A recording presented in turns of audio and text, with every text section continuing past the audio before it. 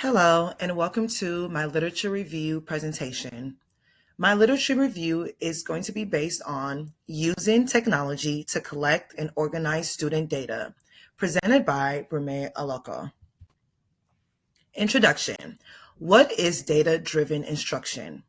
Data-driven instruction is an educational approach where teachers use student performance data to inform and guide their teaching decisions, creating a cycle of collection, analysis, and action, making instructional decisions based on analyzing data. This approach is used to monitor and adjust student instruction by using intentional assessments, data analysis and interpretation, and implementation of instructional change. The problem. Educators often struggle to efficiently collect, organize, and implement student data when relying on paper-based methods such as checklists and anecdotal notes. The time constraints associated with these traditional methods make it difficult to accurately assess student mastery, analyze progress, and provide personalized instruction and support for students. The purpose. The purpose of the literature review is to help educators collect, organize, and analyze student data efficiently using digital platforms. The digital platforms that can be used for data collections are Google Forms, Kahoot, and Quizzes. Data collection in education. Previously in the past, data collection in education have been used using a paper-based method. The paper-based methods that have been used are checklists and anecdotal notes. Teachers use checklists to check on students' mastery and create anecdotal notes to write what students may be struggling with. Now we want to move to using digital methods for data collection. The three digital methods that we are going to be using are Kahoot, Quizzes, and Google Forms. Limitations of paper-based collection. Teachers use paper-based methods to collect student data. These methods include limitations. One limitation is time constraints. Educators often work on a bell-to-bell schedule and may be given limited time to analyze student data to adjust your instruction. Another limitation is that paper-based collections are often prone to mistakes. In the article From Paper to Pixels, Insa, Lance, and Armstrong argue that these traditional practices often restrict the data that is collected and available for instructors to get an accurate picture of student learning. Limitations of digital data collection. Teachers can use digital platforms to collect student data. These methods include limitations. One limitation is student performance. Some students may not be engaged and may choose any answer to move forward in the program, and the data may not reflect this. The Liffer, Dow, and Mathiester study showed that emails were unanswered by participants. Another limitation is time. Teachers may not have the time to implement the assessment during the allocated time given for classroom instruction. The last limitation is device access and internet access. Students may not have enough devices to use, devices may not work, and the issues with Wi-Fi connections. One of the platforms that we're going to be discussing is Kahoot. Kahoot is a gamification online digital platform. Kahoot allows educators to track student mastery of the TEKS using individual and group performance in real time. Kahoot engages students. It improves motivation and outcomes. It reduces time constraints. It increases the accuracy of data collection. It analyzes data through leaderboards. Not only does Kahoot use leaderboards to analyze student data, you can use the Kahoot reports in the Kahoot app. If you click the reports, Kahoot shows the percentage of questions answered correctly by individual students and by questions. Quizzes. Quizzes is an interactive learning platform. Quizzes can be used after a lesson for a lesson reflection. It can be used in two different modes. It can be used using self-paced mode, where the student is allowed to go through the questions on their own, or teacher mode, where students apply the instruction in a whole group setting. It auto-checks student answers and organizes students' data.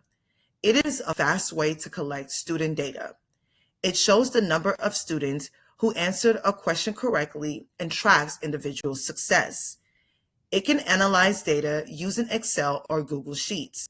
Another way you can use quizzes to analyze data is by clicking the reports after the quizzes is finished. These are two examples of what it shows. The first example shows the data after students did a place value review. This shows students' data and shows how many questions students got correct and how many they got wrong, and the percentage of student mastery. Another way is by looking at the questions individually. This is an example of a question of the place value review. This shows the amount of students who got the question correct, who got the questions incorrect, and who did not attempt the question. The last digital platform that we're going to discuss is Google Forms. Google Forms is a way that you can organize student data. Google Forms can be used as exit tickets to check student mastery of the lesson. Google Forms saves time.